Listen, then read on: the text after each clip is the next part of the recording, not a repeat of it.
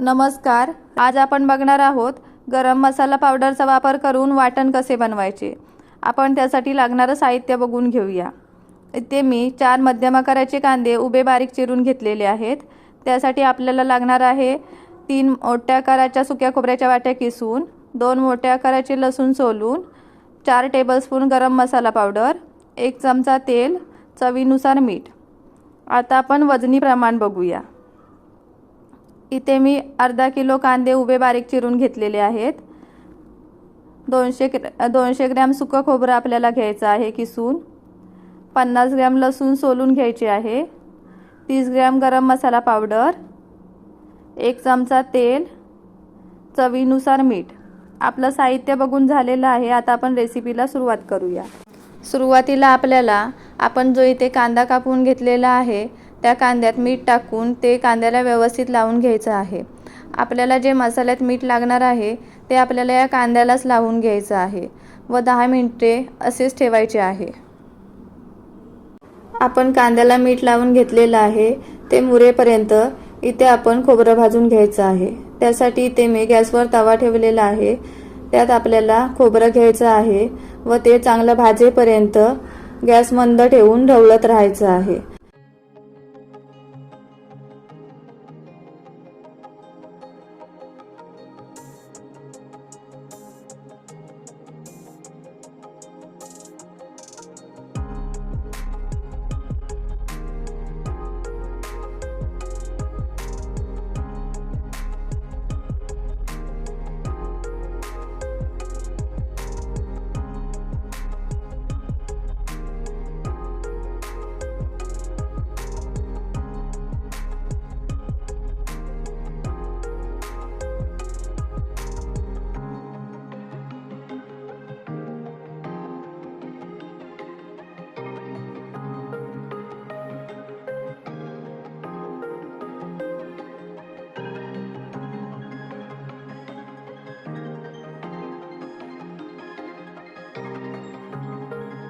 तुम्ही बघू शकता आपलं खोबरं इथे चांगलं भाजून झालेलं आहे. आता आपल्याला ते एका प्लेटमध्ये काढून घ्यायचं आहे. आपण खोबरं काढून घेतलेलं आहे. आता आपल्याला त्याच तव्यात आपण जे 1 चमचा तेल घेतलेलं होतं ते तेल घ्यायचं आहे व ते तेल गरम झालं की आपल्याला त्यात आपण जो मीठ लावून कांदा ठेवलेला होता तो कांदा घ्यायचा आहे. हा कांदा आपल्याला मंद गॅसवर भाजायचा आहे. आता आपल्याला हा कांदा पळीने व्यवस्थित मिक्स करून घ्यायचा आहे व त्यावरती झाकण मारून ठेवायचं आहे. व झाकण मारून ठेवलं तरी हा कांदा करपू नये म्हणून मध्ये मध्ये 2-3 मिनिटांनी आपल्याला झाकण काढून मिक्स करत राहायचं आहे.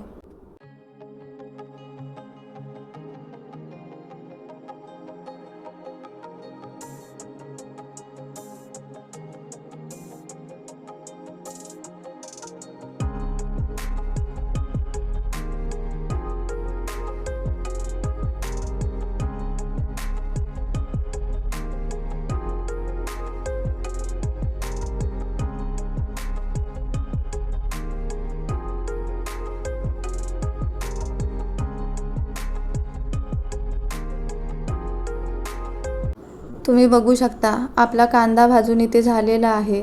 आता आपल्याला गॅस बंद करायचा आहे व या कांद्यावर झाकण मारून हा कांदा असाच 5 मिनिटे ठेवायचा आहे.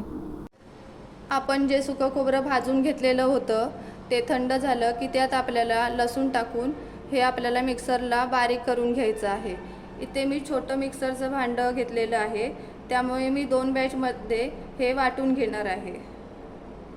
आपण खोबरं व लसूण मिक्सरला बारीक करून घेतलेला आहे. आता आपल्याला आपण जो कांदा भाजून घेतलेला होता तो थंड झाल्यावरती मिक्सरला लावून घ्यायचा आहे. मी इथे छोटं मिक्सरचं भांडं घेतलेलं आहे, त्यामुळे मी 2 ते 3 बॅचमध्ये वाटून घेणार आहे.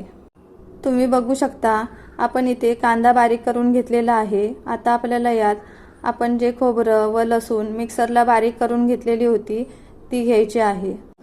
आपण यात गरम मसाल्याची पावडर टाकलेली आहे. आता आपल्याला हे व्यवस्थित मिक्स करून पुन्हा एकदा मिक्सरला फिरवून घ्यायचं आहे, म्हणजे आपलं गरम मसाला पावडरचं वाटण तयार होईल. तुम्ही बघू शकता इथे आपल्याला रोजच्या जेवणात उपयोगी असणारं गरम मसाल्याचं वाटण बनवून तयार आहे. हे वाटण फ्रीजमध्ये आठवडाभर आरामात टिकतं. चला आता भेटूया पुढच्या व्हिडिओमध्ये.